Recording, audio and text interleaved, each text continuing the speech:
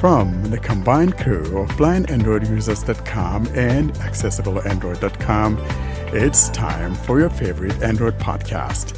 Kick back now and enjoy another fine episode from these fanboys and gals as they navigate Android from a blindness perspective. And now, here's your crew. Hello, everyone, and welcome to the Blind Android Users Podcast. This is episode 221, and we're recording today, Saturday, March 1st, 2025. I'm Warren, hiding here in the state of Washington, actually getting really good today. I'm John Dyer from Virginia. Karin Kiwan in Lebanon. And it's Salih Kunduz from Turkey. And we have a mystery guest. Okay, I'm Olga from Armenia, and I'm the developer of the RHVoice app. Coming up in this episode, we have, in the news segment, we have our friend Olga from the RHVoice, and she'll be here to talk about what's going on with RHVoice. Olga has some special news to talk to us about, and so we thought it was good for her to be here with us and talk about what's cooking there with the RHVoice. And then up next, we have in the spotlight, we have the OnePlus review. It's a good one, guys. So grab a cup of tea or coffee if you're a coffee drinker or whatever. It's going to be a good one. And then that would conclude today's episode. For now, though, let's do some world check. John, let's get started with you. What's going on in Virginia land?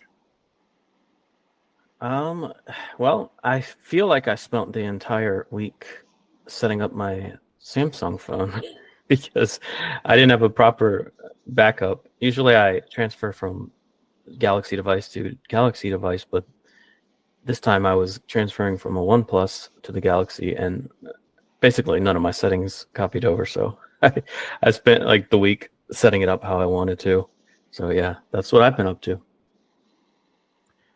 You know, that's what I was talking about, the Samsung devices, though. For example, you know, they back up stuff to their own cloud. You would think that they could just get it from your Google Cloud. But were you not finding your old, well, you're using the OnePlus. This is the problem. Well, I did two things wrong. First, I didn't use Smart Switch to back up. I just thought, you know, I just didn't think about it before I factory reset. So I could have backed up to the cloud or to a USB drive. But even then, had I chosen not to transfer from my OnePlus, I could have found my Samsung backup when I logged into my Google account. But I don't know how much of the settings would have transferred over. But it probably would have been at least a little bit better had I done it that way, because this way I'm like re-exploring all the settings and setting everything up. I'm setting up my routines again. I'm setting up like good lock modules, everything. Yeah, because my experience has been that if I reset a Samsung device and I want to sign in with my Google account, say bring stuff from my account, it'll see the backup, but when I go to do it, it doesn't come through. But then when I go into the settings and tap on the Samsung Cloud, I could bring my stuff from my Samsung device, you know, the home screen layout, the way I had it. But so I don't know. It's just one of those things. But, well, at least it gave you something to do and waste your time or... Yeah, exactly. Re-exploring the settings, right? Yeah. Karin girl, what's going on in Lebanon? You finally got some snow. I hope so. Yeah, we did finally. Well, there like it wasn't that accumulation. There was some snow actually, especially on Monday. We woke up on Monday to find some snow, and it was something great. We were able to play with snow like kids, and it was something really great. They melted, of course. Like everything that we had was melting quickly, just because it wasn't actually much to talk about. But yeah, it was a good experience. After if I remember correctly, last year we didn't have any snow here. So yeah, we were really anticipating this snowfall, and we had it finally. That was a nice change. Sally, what's going on? Well, for me, I'm doing great, and here for the early days of the week, Monday, Tuesday, and Wednesday, we had heavy snow, so there were no schools, no work. I was very happy. And just want to say happy Ramadan for those who observe it, and wishing happy prosperous month for those fasting in this season. Oh, you guys already started Ramadan. Okay, I Yeah. didn't know that. So it's Yeah. usually like the 1st of March or something? Or it's No, January? it's changing, like going back 11 days every year. So for Oh, this year, it's March 1st here. Yeah. so next year will I be thought, like in February or what? Yeah. Yeah. Oh, It's actually, gonna be 10 in years February. earlier, 10 days, 10 10 years, oh my days. God, 10 days earlier. I thought that you guys will Sally, have it I think tomorrow. you need to go take some No, classes. today is the first day here. So yeah, we had our very first fasting today. Karen, did you miss out on it? What's going on? Maybe you need to look up your calendar, my The dear. the thing is that there are differences between countries. So some countries Oh, maybe later by one day. It's up to the authorities, to religious authorities, to decide based on They seeing the decided to have crescent. it So today. this is Yeah. the point. Like Iran will have it tomorrow. So this is the thing. I thought that they will be like them. Here in Lebanon, it's today actually. So this is the difference. Yeah. interesting. Yeah, you don't be confused. Wonderful. Anyway, go ahead. Yeah. I was just going to give Sally a All I background, know is to tomorrow go is back going to be to our second day. school. All right, Olga, girl, what's going on in Armenia? How is it in Armenia? Is it nice? I know you guys also cold out there. Is it snowing? What's going on? The weather is getting better. There was some snow, heavy snow a few days ago. Actually, I guess the same weather as in Turkey, and it was at some point it was one huge traffic jam. People are not used to that kind of winter. It doesn't snow that much usually, so no one was ready. But now it's getting better. The spring is getting close. Well, nice. For us, though, this week has been one hell of a great week. Believe it or not, we are in the 50s, and I think today it's going to be like 56 degrees. And my gosh, it was so nice yesterday. I think it was the same 50 whatever degrees. So it's been a great week. And actually, I'm hearing the birds singing out there. So we'll be having an early spring. I think that's what we're having. Well, Olga, I think another wave of snow is coming next week, so get ready. Oh, really? Yeah. Okay, that's a pity. Okay. And now, the Android Basics segment. This is a segment where we discuss the things that power your device from behind the scenes. And now, here's this week's episode, Android Basics.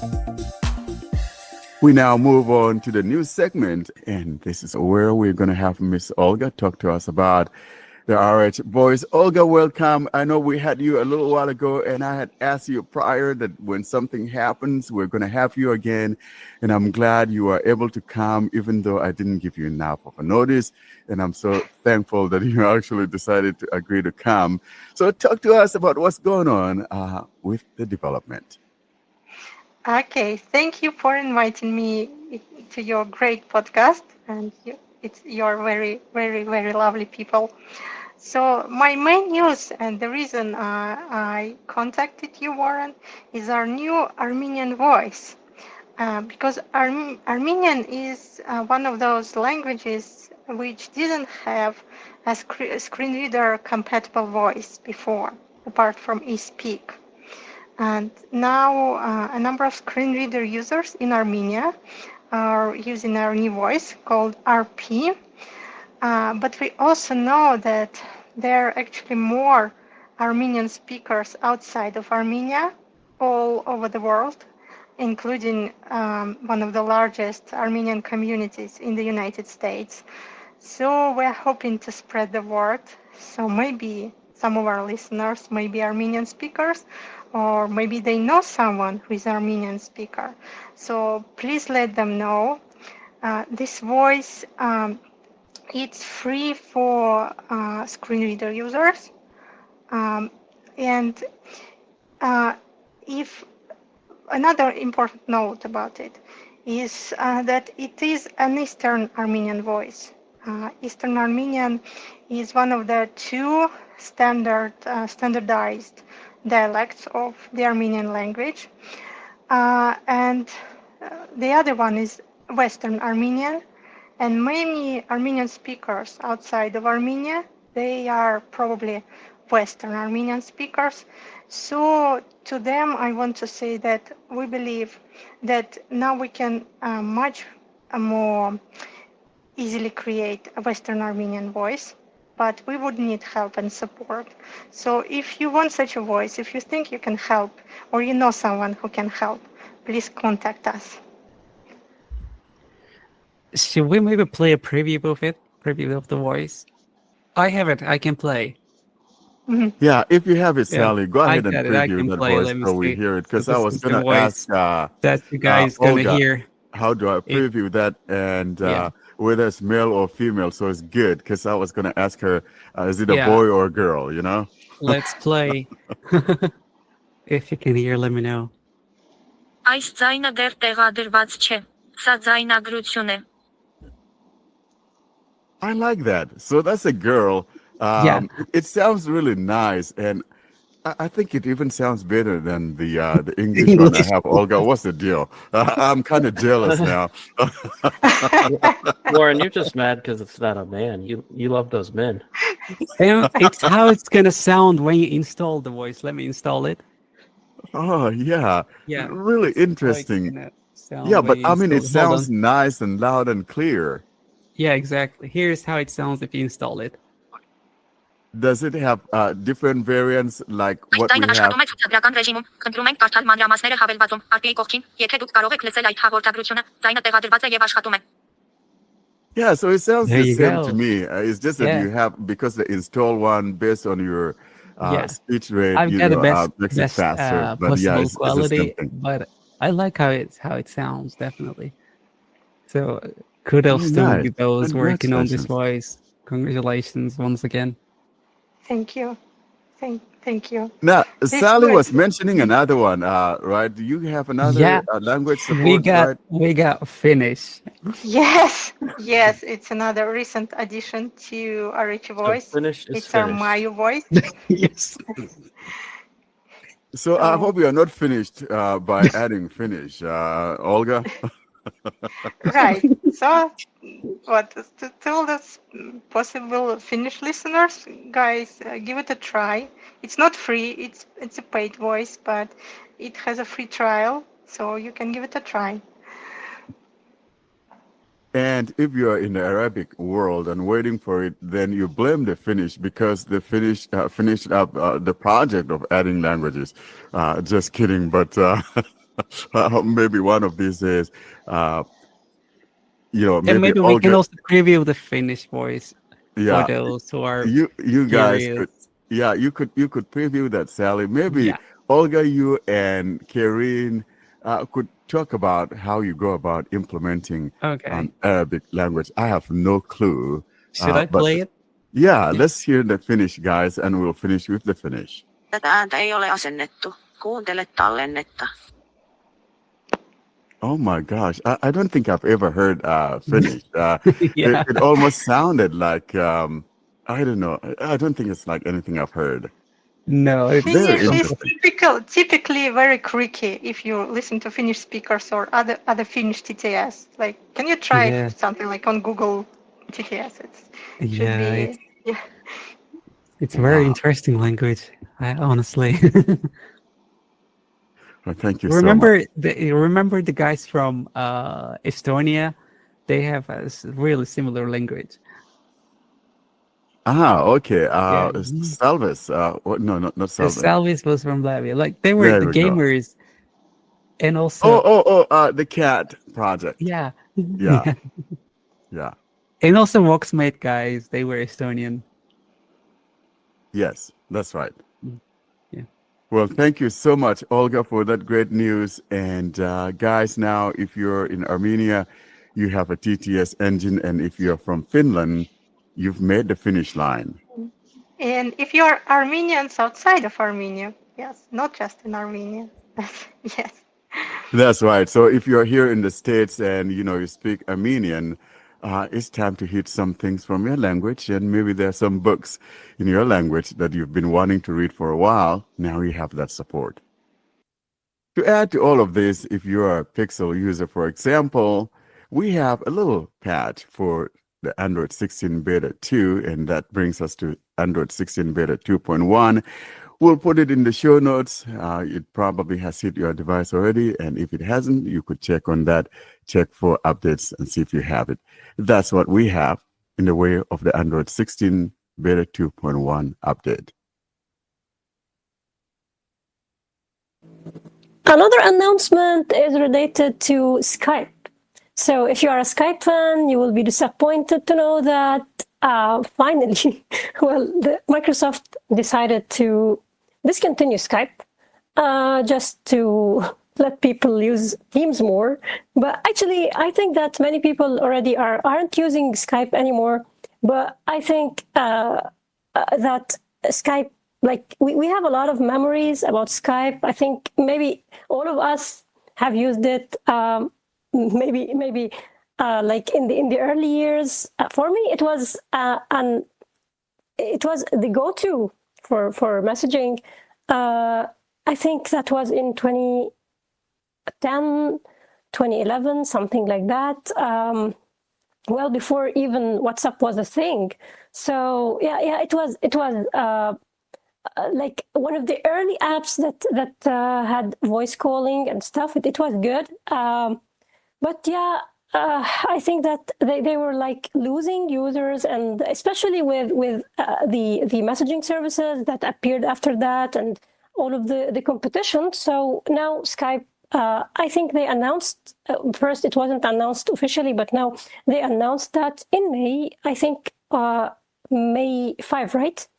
I think Yes. on May the 5th, it will be discontinued, and people who are still using it, who try to open it after that, they will be like, I think on Windows, they will be like seeing the message that it's discontinued, and I think that Microsoft will direct them to use Teams instead. So yeah, goodbye Skype. It was really a great time with you back in the days, but yeah, I think it's time to move on.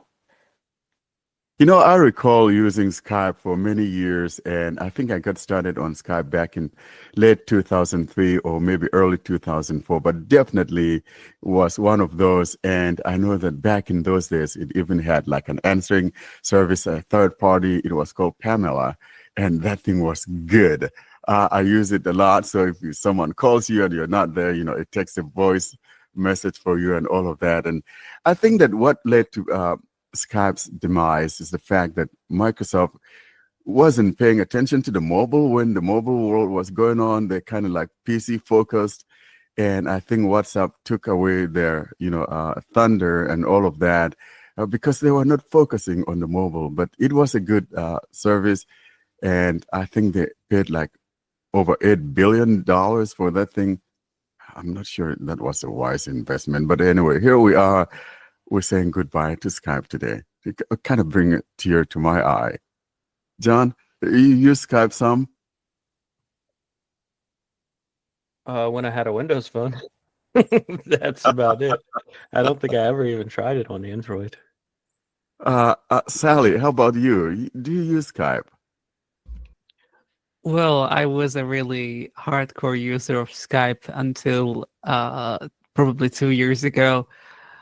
I have a lot of memories with it. That's how I came to this level in my English. I was practicing with a lot of foreigners, and that's how it started for me. Oh, good days, really good days. I'll be missing Skype. In other words, you miss a teacher. You're losing a teacher. Yeah. So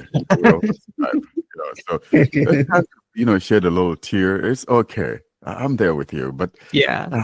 we say goodbye to Skype. Another item that we want to talk about or just mention here in passing is this collaboration between Google and Qualcomm, and Qualcomm coming out with Google saying they're going to do an 8-year support for the Qualcomm 7 and 8 series, where it's going to be for 8 years of support. And while reading an Android Central article about it, though, I have come to learn a lot of things that actually it depends on the manufacturer. That, what it comes down to is that a manufacturer chooses or not choose to buy the support for their devices. But so it seems to me like most of the time, a lot of these things were there. It's just that the manufacturers didn't want to do it. For example, when we were having like 3-year OS update or support for some, and some were not into it, because I think it all boiled down to whether the manufacturer opted into buy that support or not. And I think also it could be that, it takes the time of the engineering team, and some devices or manufacturers don't want to do that. What do you guys think? I think also, by the time that I'm thinking, they're thinking maybe, hey, we're not going to do this. A lot of times people are going to move on and get another phone anyway. And then the battery, oh my goodness. What do you guys think? Well, it's great to have this improvement. It's still manufacturers have the right to have this extended support or not, or to give this extended support or not to their devices. But Qualcomm is doing something to make it easier and to make it simpler to deal with the updates. So this is, at the end of the day, is better for both manufacturers and for consumers. And I guess that many manufacturers will just take this and will include will have a support for this extended period of time. But of course, don't expect that this will be across all devices. I think it's just not only the 8 series, which is good, like the 7 series is also included.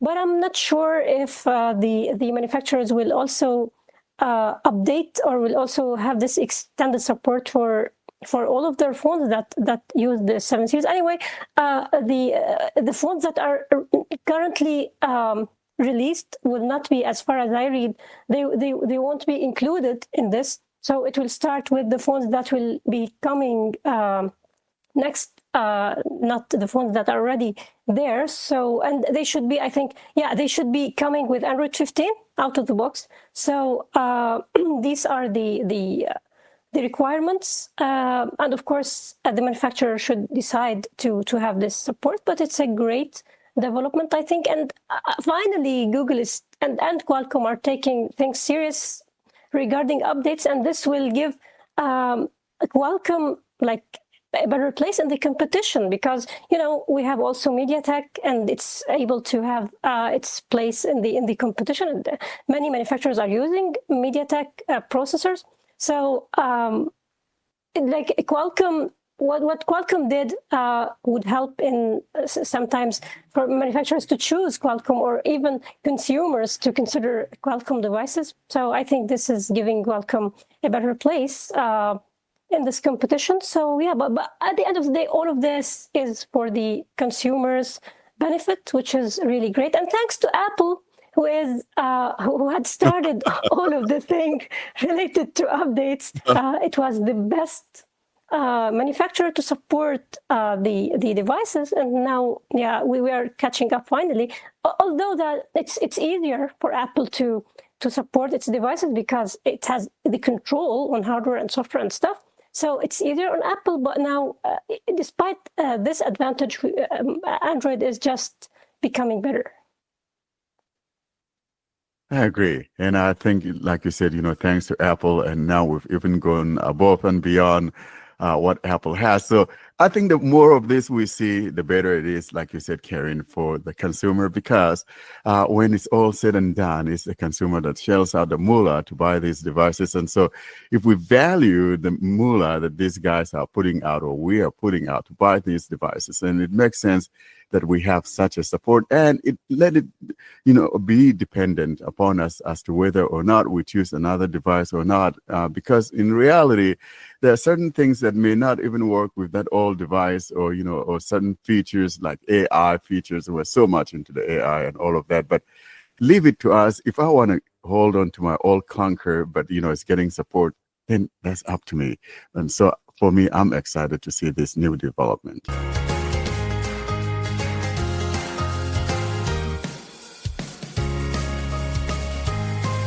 Welcome to the Spotlight segment. This is a segment dedicated to interviews with developers or interesting happenings in the world of Android. And now for this week's episode, here's your Spotlight. We now move on to the Spotlight segment, and today John brings us a nice review of the OnePlus. If you guys remember, we had the unboxing of the OnePlus, and it took us a little while to give you a detailed review of the OnePlus. And now here's John to give us that review of the OnePlus. John? Hello, and welcome to this review and demo of the OnePlus 13. I'll first talk about the hardware, and then I will finish up with software and accessibility. I'll go over some of the specs. This has the latest and greatest from Qualcomm, the SnapDragon 8 Elite. It comes in two storage variants, the first having 12 gigabytes RAM and 256 gigabytes storage, the second having 16 and 512. This is just in the US. There's also a 24 gigabytes, 1 terabyte variant available elsewhere. Those are the same storage variants from last year's model. The processor I mentioned is an improvement over the OnePlus 12. Another improvement is the IP rating has gone from IP65 to IP68/69, which means it's extra water resistant even at high temperatures and high pressure. So the example OnePlus gave is that you could run this thing through the dishwasher and it would still work. I think a more realistic situation is that you accidentally washed it with your clothes, and supposedly it'll be fine after that. I wouldn't try it just to see, but it should survive something like that. One other notable upgrade is the ultrasonic fingerprint sensor. Last year's model just had an optical, although it was one of the fastest and most accurate optical fingerprint sensors I've used. So not a huge upgrade, but an upgrade nonetheless. It's probably the best fingerprint sensor, under display fingerprint sensor I've used. As far as the design, it's more flat on the edges than last year's model, so it does get completely flat, although on the edges where the front glass or rear glass meets the sides, there's a bit of a curve, so it's not as boxy as something like the Pixels this year, or how the S series of Samsung phones has been recently. And the Arctic Dawn color that I have has a soft touch matte glass back on it. I don't remember what they call the black color, but that also has a glass back. And then there's a blue color that comes with a vegan leather back. The screen is nice. It seems about the same as last year's display. The touch sensitivity is great. The brightness is good enough. I'd say it doesn't get as bright as the Pixel 9 series and even the Pixel 8 series from last year, or any recent Samsung S series phone, but it gets close to that amount of brightness. They claim 4500 nits, but this is only peak brightness, which you can't force. It just happens in sunlight. Next, I'll talk about the battery. So this has a 6000 milliamp hour battery. It uses a silicon carbon battery, which can fit more capacity into a smaller area. And the battery life on this has been great for me. I'm a heavy phone user. I keep the screen at 100% brightness, and I do basically everything on my phone. And with those conditions, I'm getting between 7 and 9 hours of screen on time. So for me, that's a 1-day battery. For others, that probably would be multiple days. I will say for the first time, I've been able to enable the battery safety feature where it stops charging at 80%. So I just put it on the charger at night and it gets to 80%, and then I can use the phone comfortably all day without having to charge it.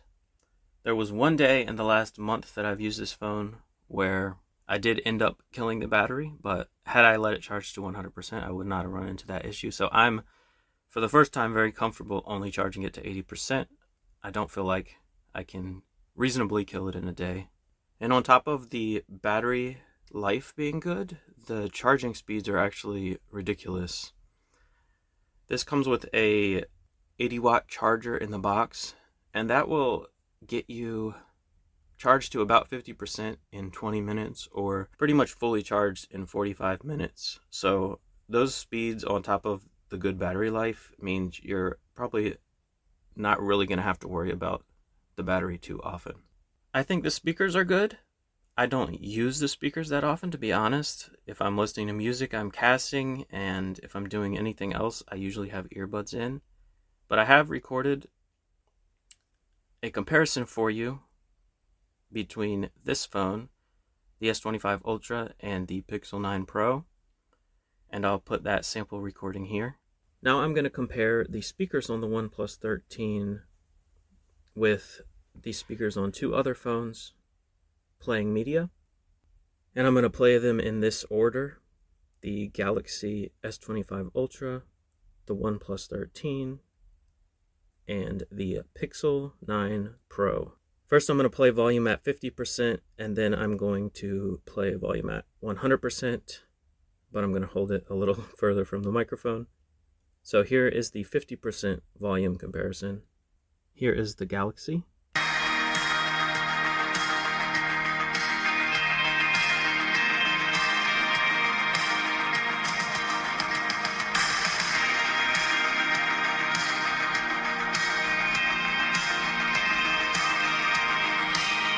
Here is the OnePlus.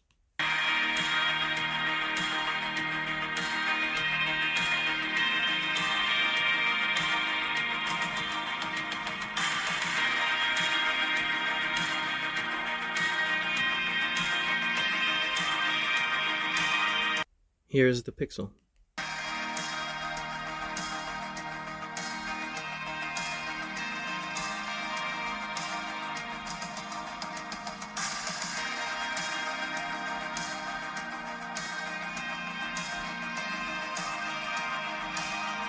And now at full volume, here's the Galaxy.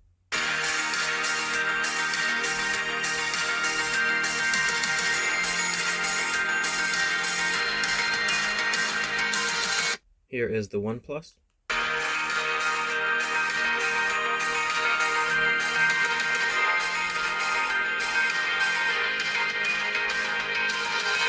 And here is the Pixel.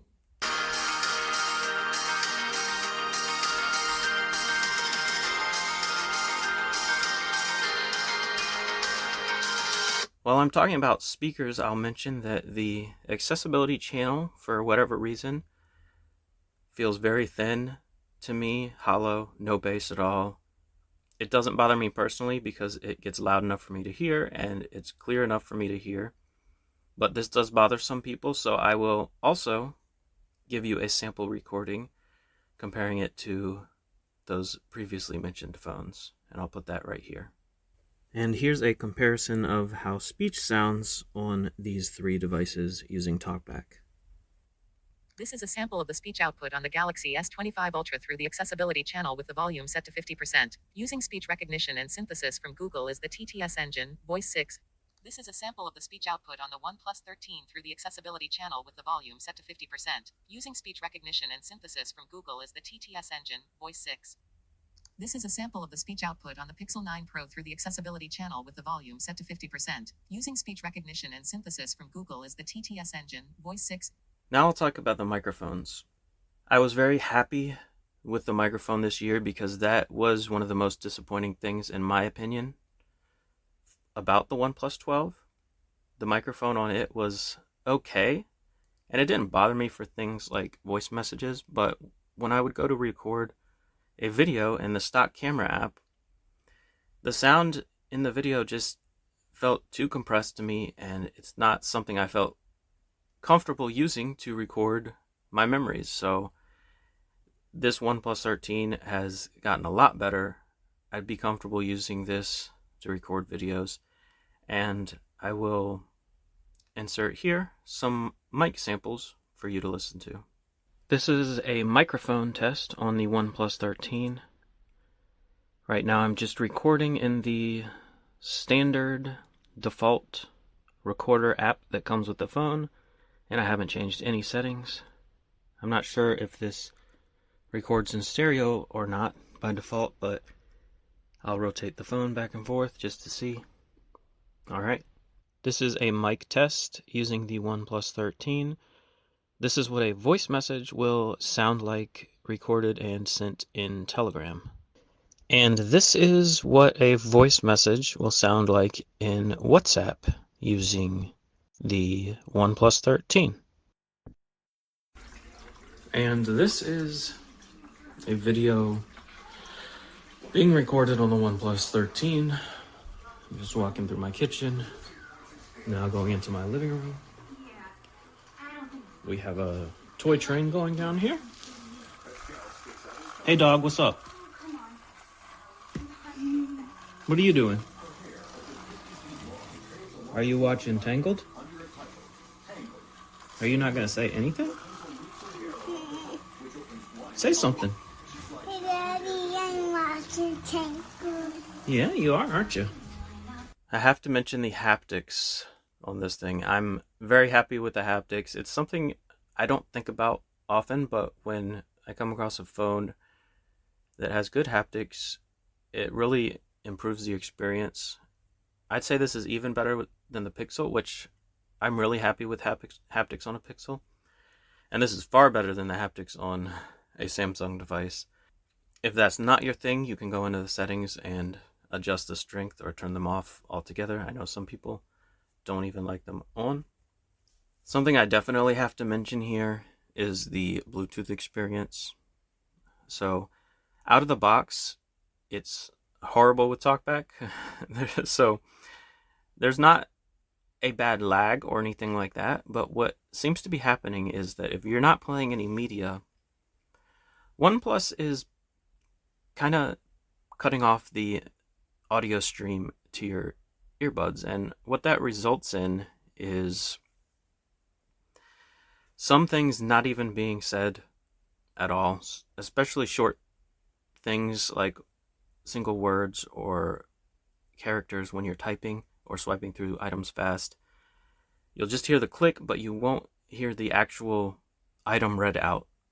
And I've tried this with TalkBack, and I've tried it with Jishuo. I tried different TTS engines. I tried 3 pairs of earbuds, my Galaxy Buds, Pixel Buds, and AirPods. All had the same issues. For whatever reason, it was most prevalent on the Pixel Buds, but all of them suffered from this problem, and it was aggravating. Now, this is only while media is not playing. If you have media playing, the connection is very stable and works fine. So there is a workaround to this if you're comfortable with it. There is an app that you can install that anytime you have connected a Bluetooth device, it will just play silence. So it will play audio that you can't hear to keep your device connected. And it just runs in the background, and it always does this. I installed this, and it made the experience far better, basically perfect compared to unusable, in my opinion. And it didn't seem to affect battery life at all. So if that's something you want to fix, then I'll leave the link in the description. It is available in the Play Store, but it has not been updated for a while, and will not install on this phone because it's target API is for an older version of Android, but I did install it from F-Droid, and it's working great for me. Also, there may be similar apps out there in the Play Store that do this same type of thing, but this is the only one I know of. Now, before I finish off the hardware section, I need to mention the mute switch, because this is one of the standout features on OnePlus devices. There's a mute switch along the left side of the phone, and it has 3 settings. All the way down is sound on, in the middle is vibrate, and all the way up is sound off or mute. It works well.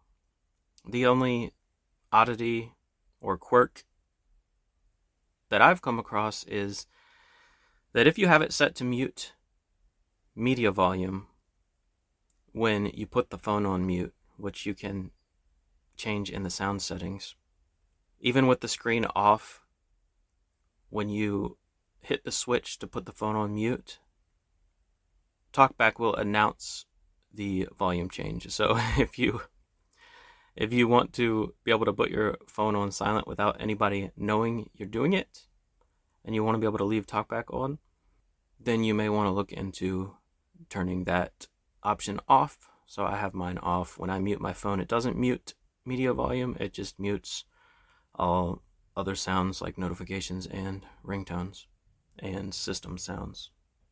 Now moving on to software and accessibility. I mentioned this in my first impressions, but I'll mention it again here. You get a bad taste in your mouth right out of the gate, because in the initial startup, after you turn on TalkBack and you're about to set up your phone, the Get Started button is not accessible to TalkBack by swiping or exploring the screen. You actually have to do a pass-through gesture or turn TalkBack off to hit that button. It's right around the bottom of the screen, probably near where the fingerprint sensor is, if you want to try to guess where it is. But yeah, that's a serious issue that I hope they address. But if you can get through that part, the rest of the setup is pretty straightforward, with one exception. When you're setting up your fingerprint, there's no audible feedback letting you know to move your finger, to lift your finger, to press it again. All the normal feedback you get when setting up a fingerprint on a Pixel device or a Samsung device, it's not there. You just kind of have to keep putting your finger on the screen, releasing over and over again until you stop feeling the haptics, and then it's completed. So that's what I would call the inaccessible part of the setup, other than the initial button. And it's that way anytime you try to register a fingerprint. Even if you go in later to the system settings and try to register a fingerprint, it's the same experience there as it is during setup. So that's unfortunate. But like I mentioned earlier, once you get it set up, it works great. It's very fast, very accurate. And you can unlock it with the display completely off, which is always a must for me. I'll talk about the performance for a second. So after you get the phone set up, or even during setup, TalkBack is very fast, very responsive. I mean, this is probably the best experience you can get on an Android device, because as we all know, TalkBack is very resource intensive, so the better processor you have, the better it's going to work. There were definitely no performance issues or hiccups when it comes to the speed and responsiveness of TalkBack on this device. So what I'll do now is demonstrate the launcher. Obviously you can use any launcher you want, but I'm going to show you what the system launcher is like. 10:28 a.m. Device unlocked. System launcher. Clock. So I'm just going to put an icon in focus here. Play Store. And let's see what actions we have. Shortcuts and notifications. Move item. Add to home screen. Activate. So as you can see, this is based on the Pixel launcher, because even though we're on the home screen, it still gives us the option to add to the home screen, and there is no option to remove. So that's something that's annoyed me about the Pixel Launcher for years, but it has not yet been addressed. So this is built off that, but they've done a lot of customizations to it. So I'm going to go to Shortcuts and notifications. show you what other options there are. Now you can get here by using the action or by long pressing. Shortcuts. Settings. Button. Remove. Button. Unhide. Button. Uninstall. Button. Ungroup. Button. Not interested. Button. I believe this not interested is just the X to close this. Customize appearance. Button. Search settings. Button. Selected. My apps. And that's the end of all the options you have when long pressing. So I'll back out of here. System launcher. Play Store. Page 2 of 2. Clock. Photos. So I just turn page to show you. It does announce the page movement. Page 1 of 2. Clock. Let's see if Play dragging, Store. double tap hold Shortcuts. and drag. Selected. System launcher. Add to create folder. Move to row 6 column 2. So it does announce Move to row 6 column 1. as you're dragging. Item moved. Clock. So how this is different from the Pixel Launcher is you can't actually put the home screen itself in focus. So if you want to get to the options, what you have to do is a pinch gesture. So I'm going to slide 2 fingers toward each other. Enter home screen editing mode. List. And now we're in home screen editing mode, where across the bottom you have Wallpapers. Icons. Widgets. Layout. Transitions. More. and then if we go to more, that'll take you to the settings for the home screen. And all of that in there is accessible, and you can just adjust the settings however you want. So I'm going to try to demonstrate the recent app screen now, but it's a mess, and how much of a mess depends on whether you're using the stock launcher or not. If you're using the stock launcher, it's a little better, meaning it might automatically scroll for you when you swipe, but I don't know why it does sometimes and it doesn't other times. But at least it's consistent. If you're using a third-party app, it will definitely never scroll for you. So I'm going to bring up the recent screen. I'm using the stock launcher now. Recent apps. Settings. So settings is in focus. I'm going to swipe left. Settings. Chrome. It did scroll and it went to Chrome. Talkback settings. Then talkback settings Telegram. and Telegram. So now I'm going to swipe right to see what happens. Gmail. It went to Gmail. So I don't know what that means.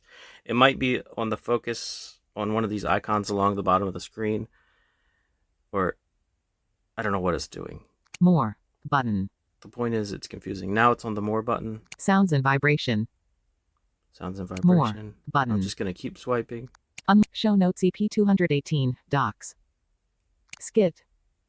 So see, I'm just confused. And you will be as well.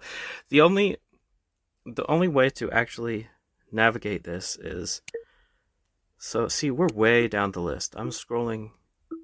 Yeah, I got to the end of the list somehow. Settings. Like probably 20 apps down.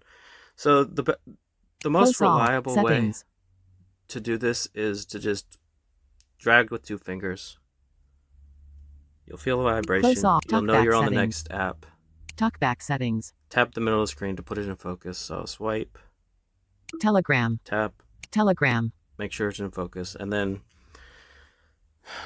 to add more confusion, there's these buttons along the bottom of the screen. Let's see if I can find them. Gmail. Yeah, Unlabeled. that's unlabeled. Unlabeled. So they're either unlabeled or labeled, and most of the time when they are labeled, they're labeled wrong. Unlabeled. Detected icon. Send. Gmail. So this one says Gmail. I'm going to double tap on it just to see what happens. Mail. Compose. Okay, that Button. worked. But I promise you, sometimes it'll tell you it's going to take you to a certain app, and it doesn't. So my advice is ignore all those icons across the bottom and manually scroll the screen. I'm going to go back to recents just to show you. System launcher. Settings. what actions there are. Close. App info. Activate. So there's close and app info. Depending on you have pinning enabled, pinning will be in there. Also, if the app supports split screen, you'll be able to enable split screen from the actions. So it's a mess. I don't like using it. If I'm not going to the very most recent app I was using, I'll just go back to the home screen and activate the app all over again to get back to it, because that's actually faster than having to deal with the recent screen. So 2 thumbs down for the recent screen. So the next accessibility issue I'm going to demonstrate here is when dealing with vertical sliders.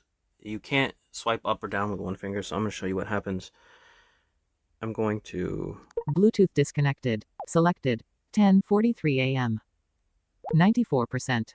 Slider. This is the media volume in the quick settings panel, and it's a vertical slider. So first of all, I want to point out, if I swipe right from here, Kui vertical seek bar dollar pattern explore by touch helper. don't know what that is, but it's ugly and it has no use. Swiping does nothing. Tapping it, double tapping it does nothing. Tapping and holding does nothing. It's just something that's there for some reason. So I'm going to swipe back left. Let's see. Brightness. Okay. 94%. So Slider. now I'm on the media slider. I'm going to swipe down with one finger. Let's see what happens. 89%. Seems to be working, right? I'm going to swipe down again. 94%. Went back up to 94. Continue swiping down. 89%. 94%. It just alternates. If I swipe up, 99%. 94%. I swiped up twice and it came back down. So the only way to adjust these, and I'll show you on the brightness. Brightness. Kui vertical seek bar dollar pattern explore by touch helper. Again, you have to get past that. Display brightness. And I guess I'm on the slider now. I'm going to double tap and hold. Kui vertical seek bar dollar pattern explore by touch helper. Now, it's not giving me feedback, but I can feel the vibration of the increments changing. So sliding up and down does adjust it. It's the same way on vertical sliders in the volume control panel. Either the very first volume that pops up when you adjust the volume, or even if you expand it to show all the volume levels. Those are all the same. If you want to adjust them, you have to double tap and hold. It will announce the change, though, for you on the volume sliders. It's just the brightness that doesn't do it sometimes. Sometimes it does it, sometimes it doesn't. I'm not sure why. And that's how all vertical sliders I've come across in Oxygen OS behave.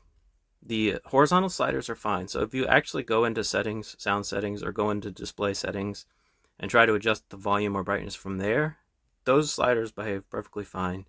You can just swipe up and down, up or down, I should say, to adjust by 5% increments.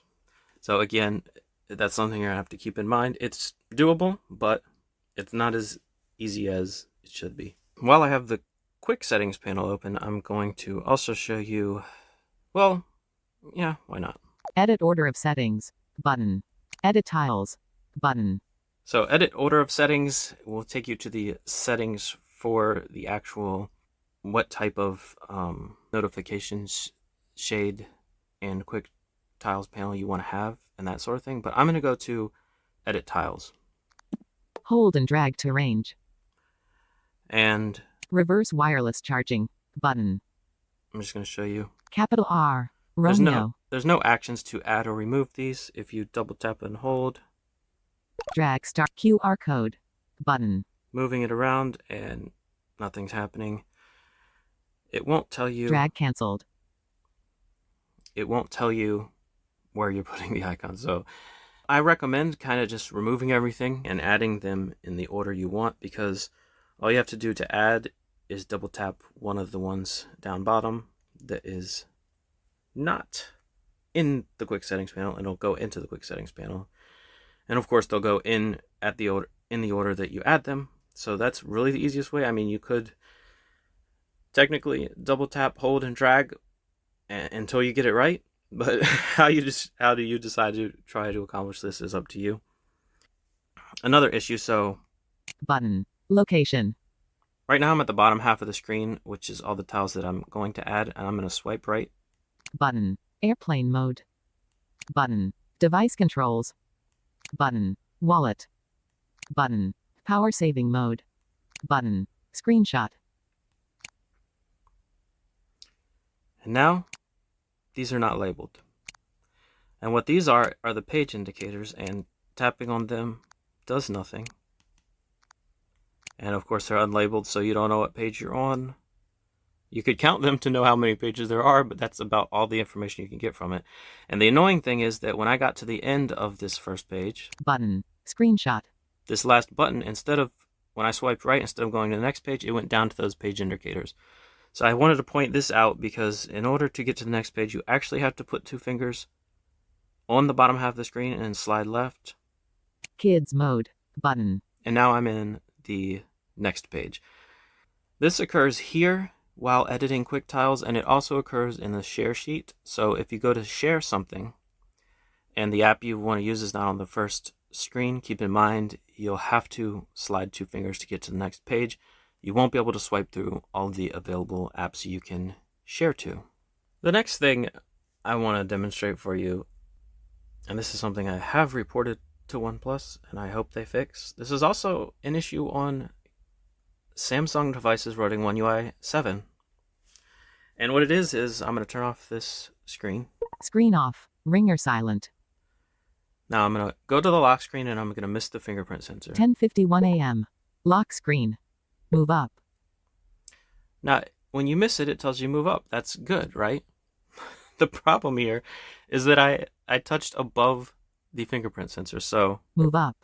no matter where I Move up. touched, I'm touching to the Move left up. of it, touching to the right of it, Move up. touching below it. Move up. If you miss it at all, it's going to say move up. Device unlocked. System launcher. Meet.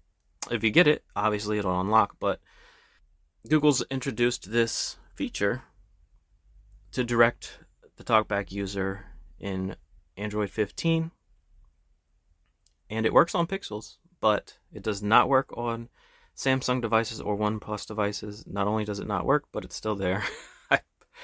I wish they had at least disabled it if it wasn't going to work. So that's just an annoyance, really. It doesn't affect the functionality. You can just pretend it's not there, but it's something I wanted to point out because I hope it's something they can fix and will fix in the future. Now I'm going to talk about OnePlus apps. For the most part, they use Google stock apps. The phone app, the messages app, they're all Google apps. The Files app is Files by Google. And then the ones that OnePlus has made their own versions of, like the camera app, are pretty accessible. I'm going to go to the camera. Meet. System launcher. Let's see. Camera. The one oddity. Camera. Flash off. Button. I'm just going to swipe through these. Global EV off. Button. Live photo off. Button. Action mode off. Button. So as you can see, things are labeled. Google Lens off. Button. Subset off. Button. This is the odd label. Subset off is actually the menu. So if I double tap here, Close menu. Button. It opened the menu. So the close menu button is labeled correctly, but open is not. Aspect ratio standard. These are other options. 1:1. Selected. 4:3. So as you can see, I'm not going to swipe through everything here, but everything's labeled. Everything works. Flash off. Button. I will say, and this is one thing I like about a Pixel device, is that you can set it so if now I'm on Do Not Disturb, so it didn't make the sound, but if you press a volume key, it'll take a picture. That's a normal feature, but what I like is if you press and hold it, you can record a video, and then when you release it, it will stop recording the video. And of course, you can do this even in camera mode. Now, I think I changed this setting. I don't think it was the default behavior, but that's how I like to have it. So if that's how you like to have it, that is an option here. And one last thing to mention about the camera is it does not have face detection or anything like that. So Pixel beats it in that regard, and even Samsung beats it in that regard. And one more app I'm going to show you, if you want to call it an app, Bluetooth disconnected. Kids mode. Button. is Kids Mode. This is in my quick settings panel. And the reason I want to show you this is because I was pleasantly surprised that it was completely accessible. Kids. It opens a home screen for your kids and just going to swipe through it. PBS Kids Video. YT Kids. Amazon Kids. Disney Plus. So I've put all of the apps on here that I would want my son to be able to use. I actually used this in a restaurant the other day. You could just turn on kids mode and it's their own little home screen where they can't get at any of your stuff. They can only get at their stuff. And it was nice to set up, completely accessible, and even using it is accessible. And they actually can't get out of here. You have to go to More options button. more options in the corner. Pop-up window. Parental controls. Exit.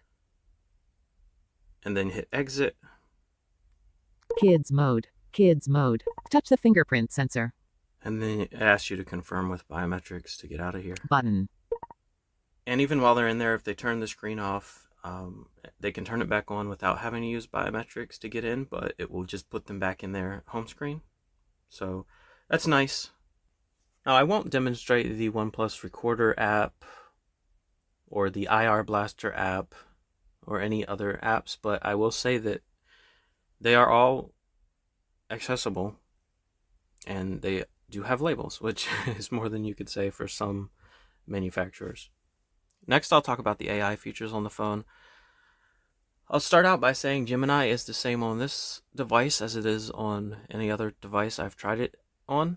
The one odd thing I did notice is that Gemini would not turn on Do Not Disturb. It would say it turned it on, but it did not actually adjust it. It did adjust other settings like Wi-Fi and Bluetooth, but that, for whatever reason, didn't work. I switched back to Google Assistant to see if Google Assistant would do it, and it didn't. So that's not technically a Gemini problem, I guess, but your mileage may vary with adjusting settings on device with your assistant. Let's just put it that way. Circle to search is as useless as it's always been. It doesn't give you any real functionality with TalkBack, so I won't say any more than that. There is a transcription feature in the Recorder app, so when you go to save a recording, it'll ask if you want a transcription of it, and you can say yes or no, and it'll do it on device. Well, I think it's on device. I'm not sure, to be honest. But that is a feature that is offered. Also, this has AI features for unblurring images, removing items from images, and other similar alterations that you can do in the Photos app. I can't comment on how well those features work, but I can tell you that the buttons are accessible and the controls are accessible, and you can perform those actions if you want to. The one thing that was pretty disappointing is in the OnePlus Notes app, there are AI features, writing tools for proofreading, shortening or lengthening what you've written, making it more casual, making it more professional, that sort of thing. But the problem is I couldn't figure out a way to use it reliably with TalkBack. What happens is the screen that shows you the preview of the text, TalkBack can't seem to read it. So what you actually have to do is accept the changes before you can see what the changes are. And I couldn't figure out a way to undo it. So, if you absolutely have to use these features on here, I guess the only way to do it is to make a copy of your note so you still have the original, and create a new note, paste it in there, and go from there to see what it would do. But it's just a pain, in my opinion. I will demonstrate for you the two AI features that seem to work pretty well on this. And one is AI Speak, and the other is AI Summary. Both you can get to from the sidebar while you're in a web browser. So OnePlus's browser or Chrome work. I tried a couple others today, didn't work. So I think you have to be in one of those two browsers or have a tab that uses the Chrome browser to open the tab. So right now I'm in Google News, the app, but that uses Chrome, so it seems to work there. So how you get to the sidebar is you swipe in from the right side of the screen near the top. Smart sidebar. Smart functions. AI summary. Let's try AI summary first. So this is an article. Well, you'll find out. You'll find out when we get the summary. Screen recognition is on. AI summary. Close. Button. I have to wait a little while. So there's an animation of it kind of typing it on the screen for you. Regenerate. And now it's finished. So I'm just going to tap. 1. Microsoft is developing a new app for easier PC migration. 2. The app will simplify data transfer to a new PC. 3. The app's design and functionality are still under development. 4. Both PCs need to be nearby and on the same Wi-Fi for seamless transfer. 5. The app will involve pairing via an OTP. 6. The app's release date is currently unknown. 7. Windows insiders will get early access to the app. So that's the summary, and it's presented to TalkBack as one block of text. So if you want to go paragraph by paragraph, you'll have to adjust your reading control to do that. So I'm going to back out. Screen recognition. News. Microsoft is finally working on making PC migration painless with a new app. Now I'm going to do the same thing to show you AI speak. Smart sidebar. AI summary. AI speak. It's the second option. Loading. Screen recognition is on. Close. Microsoft is button. finally working on making PC migration painless with a new app. Windows 11 Insider builds reveal Microsoft's work on a migration app. The new Pause. Microsoft app will ease data transfer to a new PC. Details on the app's... So as you can hear, I had it sped up. I'm going to put it to its normal speed. Play the next paragraph. Speed. So as you can see, there's controls to move by paragraph. Disabled. Normal. 1.5x. So I'm going to put Normal. it. You can go between 0.5x. 0.5, normal, 1.5, or 2.0. Those are your options. Normal. This is normal. Speed.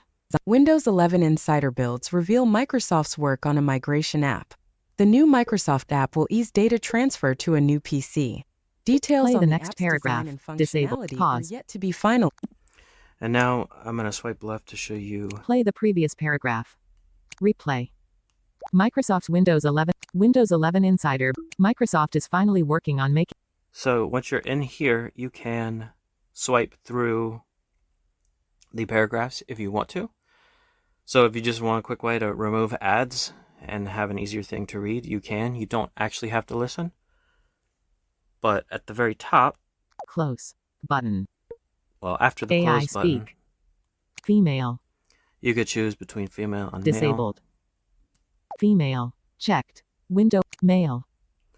So you have to kind of... I just navigated by window to get in it when the pop-up happens. And it's the same with the speed. You can either explore to find it or go to navigate by windows. Microsoft is finally Windows working on 11 making PC Insider migration... builds reveal Microsoft's work on a migration app. The new Microsoft app will ease data transfer to a new Pause. PC. Details on the app's design. All right, so those are the two voices you have at your disposal. So it does play with the screen off, but it doesn't tie in with the media controls, so you can't use your headset to pause and resume it, and you can't use the talkback gesture, which is by default to double tap with 2 fingers to pause and resume it. It'll just resume whatever you had playing previously if you had something playing previously. Now that I've talked about AI features, I'll just talk about some regular features that I enjoy or that I wish were actually accessible. So now I'm just going to play an episode of our podcast and show you some screen off gestures for media playback. This is one of the features I really do like. From the combined crew of blindandroidusers.com and accessibleandroid.com, it's time. So screen is off now, and I paused it by swiping down with 2 fingers, and you can unpause it by doing the same. For your favorite Android podcast. Kick back now and... Also, you can draw a right angle bracket or a right arrow, however you want to think of it, 2 diagonal lines pointing to the right to go the next track or previous track, which during a podcast we'll skip through it, so I'll just demonstrate that. Enjoy another fine episode from these fanboys and Virginia? the first post-sales. Great. This week's been a lot of fun for me. And Carry you on. can go Is he hiding it backwards. from you? What's going on? 0 and now it's 10. Magnifying So app for the... is going to pause it again. So there's media controls that you can do it while off screen. You can have it so if you draw a circle, it will take you to the camera.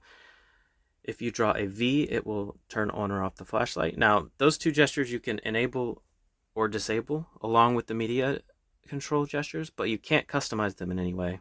And then they allow you to customize 3 gestures: drawing an M, drawing a W, or drawing a, I guess I'll call it an upside down V.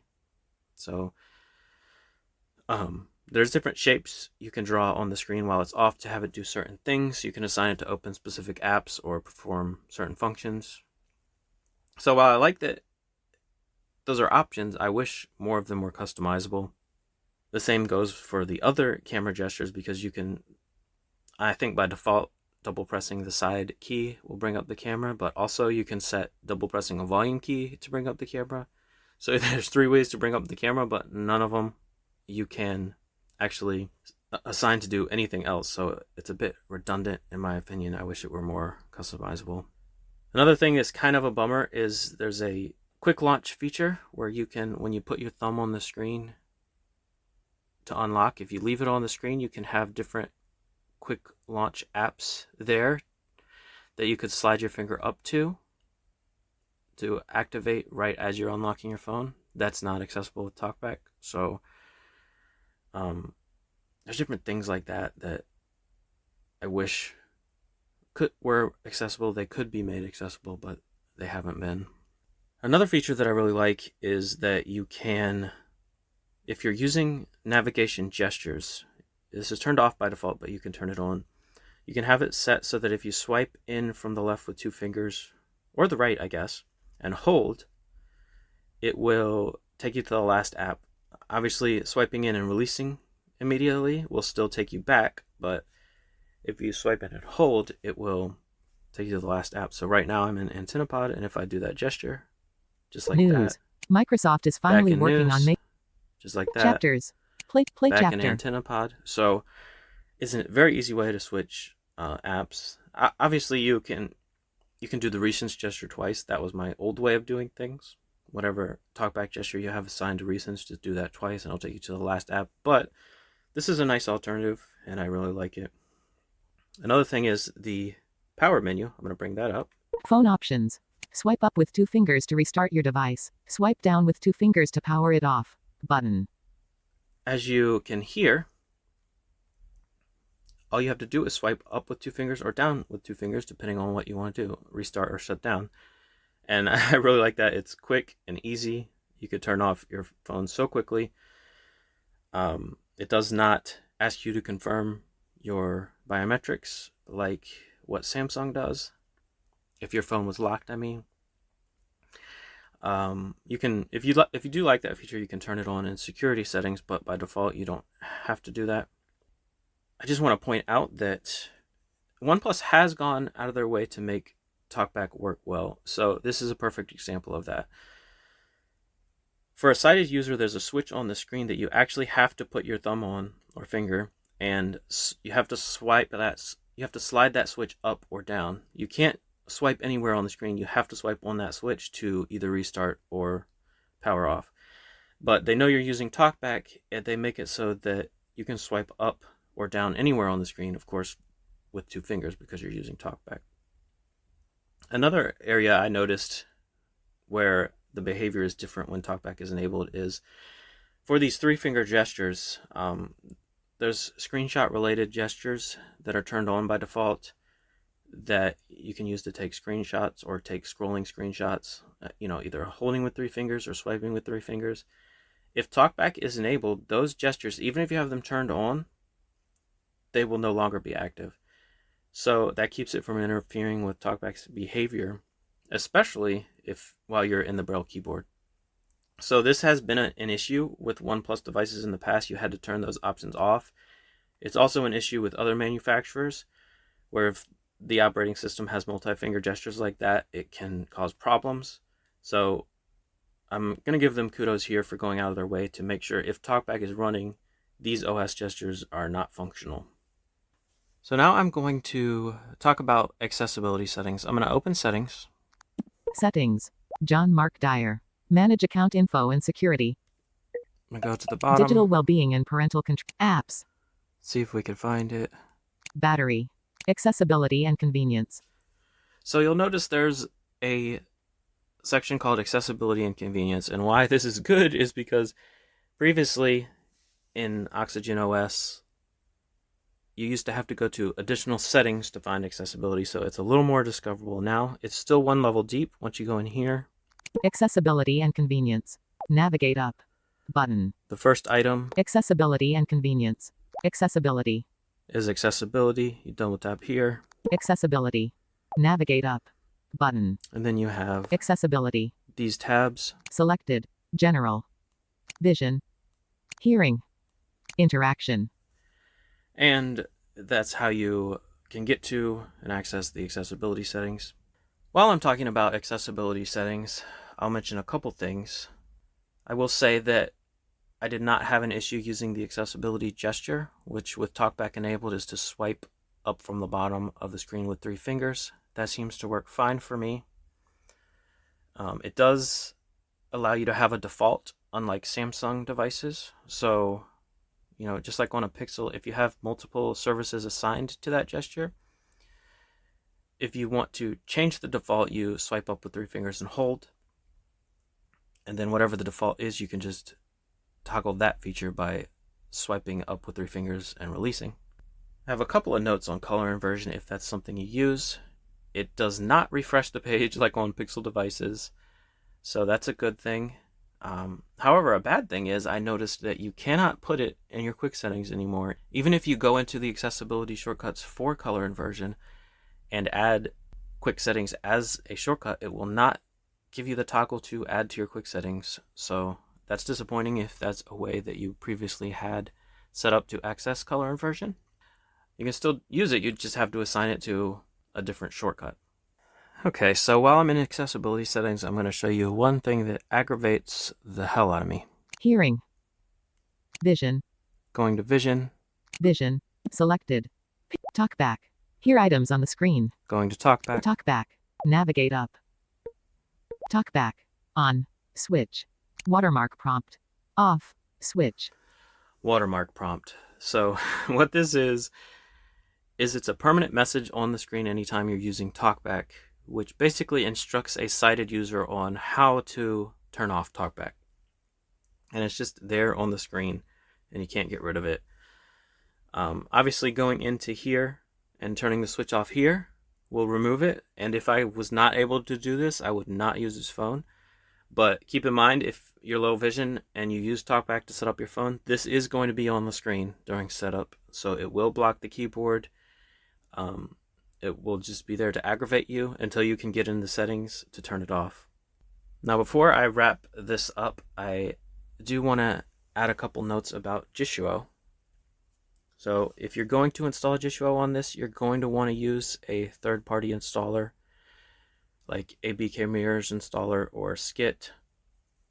I used Skit and it was able to be run fine that way, but if you install it with the default package installer, it won't turn on. You'll go to the accessibility settings and you'll hit the switch and nothing will happen. You won't get a prompt telling you settings are restricted or anything like that. It just won't do anything. So definitely install this with a third-party installer. And another thing I want to point out, because you might be a little confused by this, if you install Jishuo Lite, it will show up under accessibility services like normal. But if you install Jishuo Plus, the only thing that will show up under accessibility services is the Jishuo Helper service. Jishuo Plus itself is actually under the Vision tab in the accessibility settings. Since I'm here, I'm going to back out of TalkBack. Accessibility. TalkBack. Hear items on the screen. So we have TalkBack.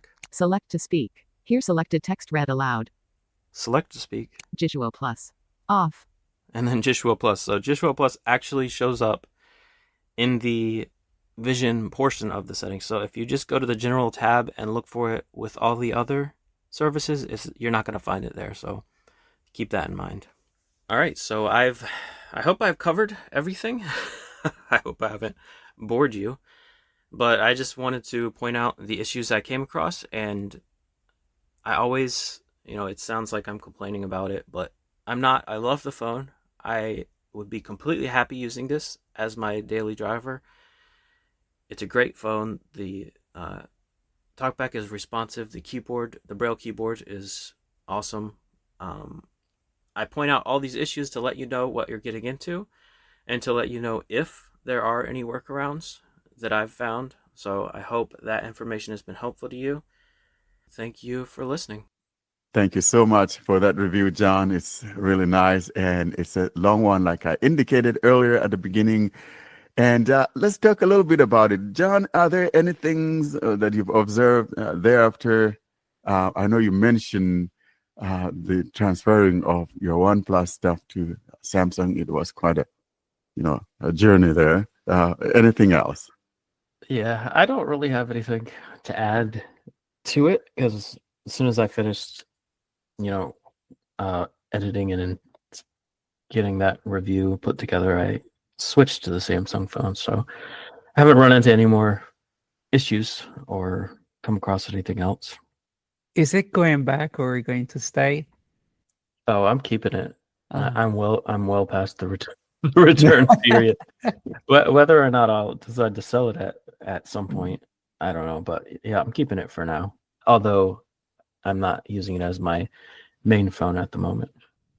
Okay, I have two questions. The first one is, do you think that Samsung is giving you a better experience?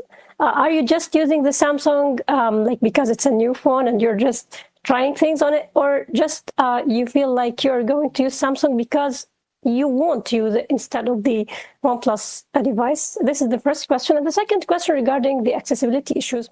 Well, some people could consider them deal breakers, some not.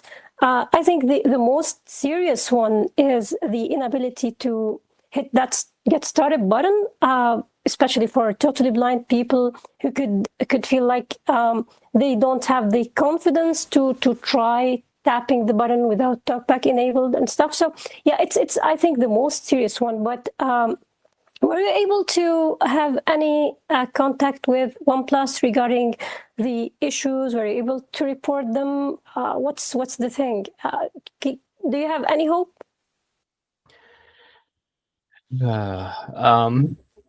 So I agree with you. That is the worst thing, because right out of the gate, like, people are gonna want to throw this thing, if they try to set it up on their own and they can't. And to answer your question about contact, so I did try to contact them. I went through the community app, which I thought is the way you're supposed to do it. I went to report the bug. The first bug I went to report was actually the fingerprint sensor issue, how it always tells you to move up instead of actually telling you the direction to move your finger. And that's just the first thing, but it was so difficult, like just figuring out like how to work all the drop down menus and choose the correct category and everything. And once I had everything filled out, there's this thing at the bottom that says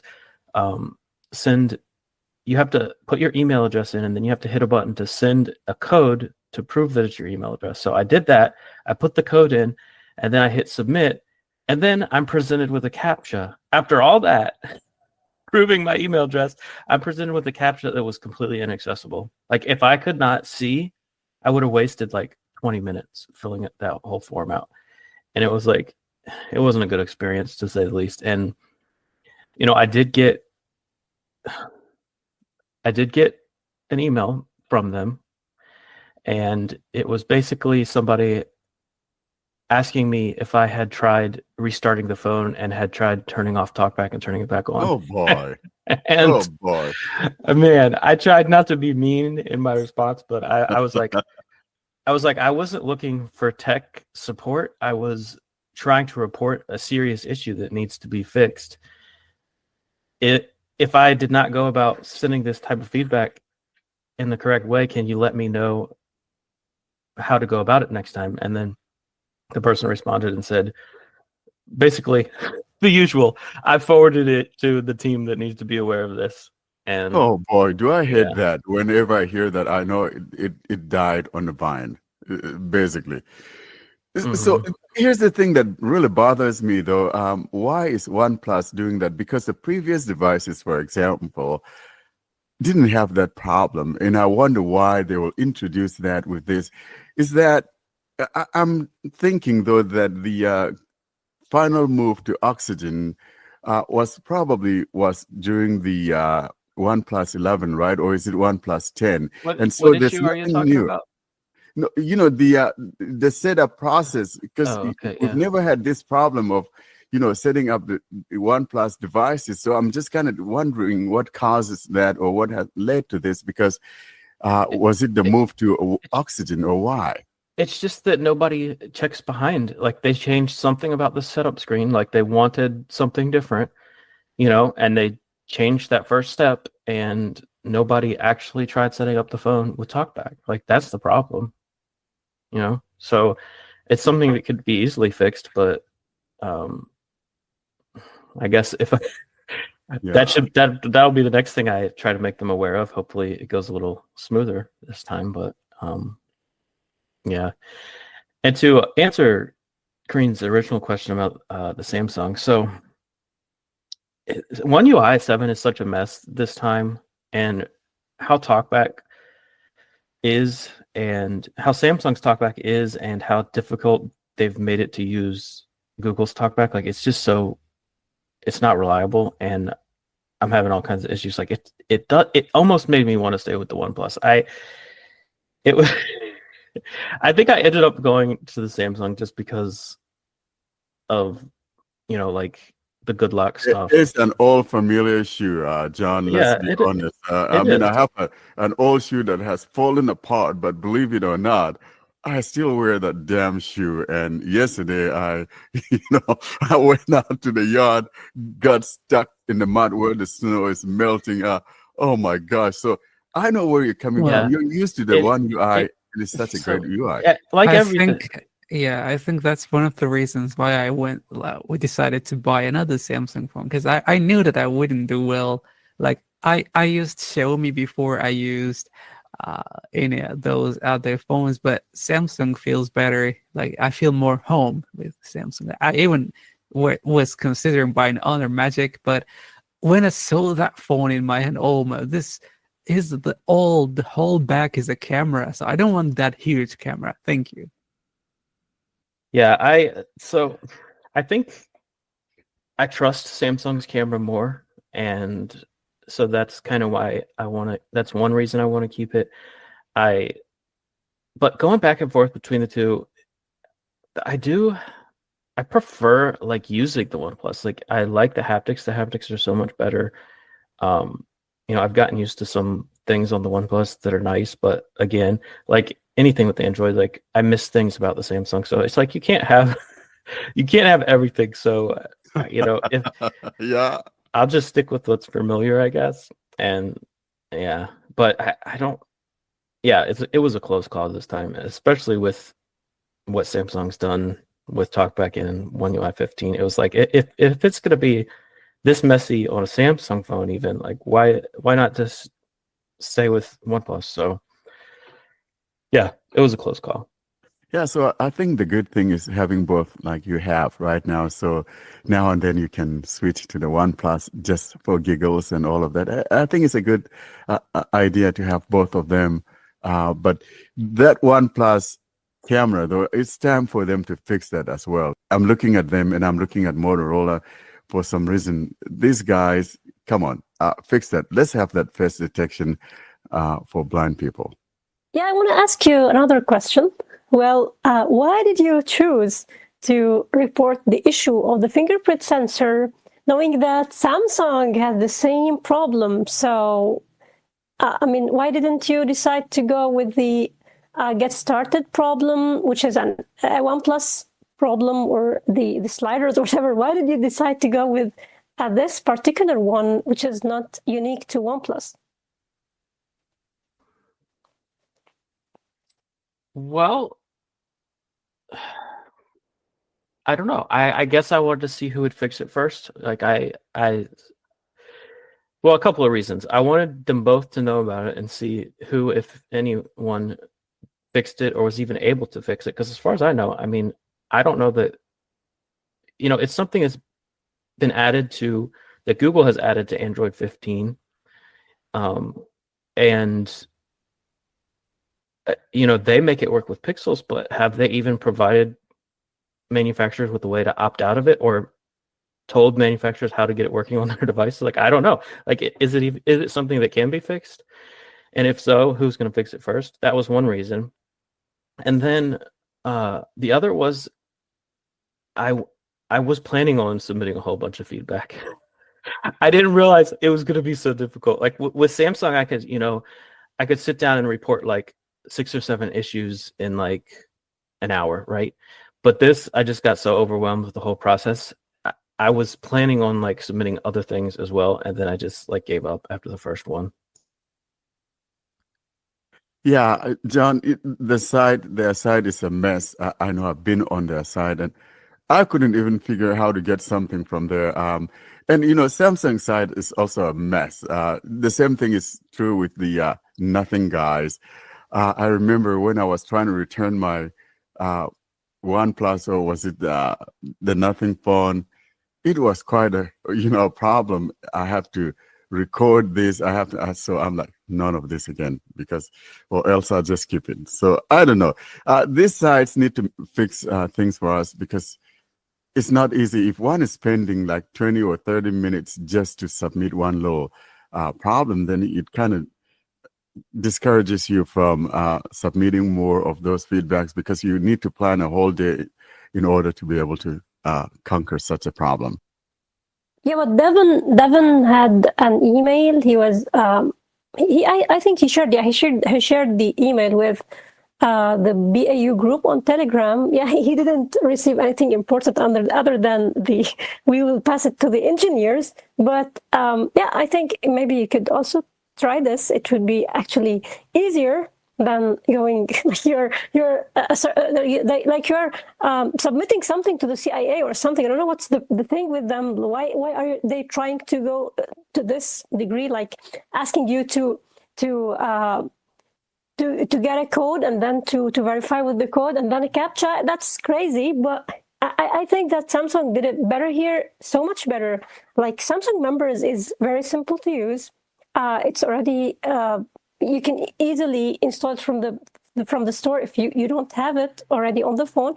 And they usually reply, actually, even if sometimes the replies are nonsense, they just reply, which is good. Yeah, Samsung does it really good in this regard. Well, they sometimes don't fix anything, but yeah, they show you that they care, which is something good. But yeah, maybe the email would be a better choice, especially that you won't need to go through all of the mess that you had to deal with in the app. Yeah, I'll probably try that next time.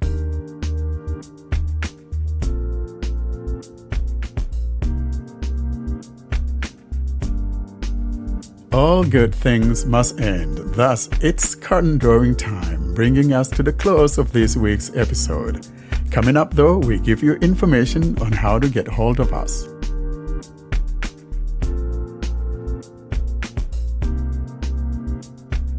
And with the OnePlus review, guys, we come to the end of this week's episode. And thanks for joining us, though. But before we go, we got information on how you can get hold of us. John is standing by to give you that information on how you can get hold of us. John? To contact us, simply send an email to contactus@blindandroidusers.com. If you'd prefer, you can leave a voicemail by calling +1 307 202 9797. You can join our mailing list by sending a blank email to blindandroidusers+subscribe@groups.io. You can join our Facebook and Telegram groups or subscribe to our YouTube channel using the links in the podcast show notes or YouTube video description. And you can find all of this information and more at our website, blindandroidusers.com. Well, thank you so much, John, for that information. And folks, with that, we are at the end of this week's episode. And from me, I want to say goodbye and thank you so much for listening to us. We look forward to seeing you next week. Goodbye, everyone. Have a great week. Goodbye and happy Ramadan to all listeners who celebrate it. Goodbye and special goodbye to those engineers from OnePlus.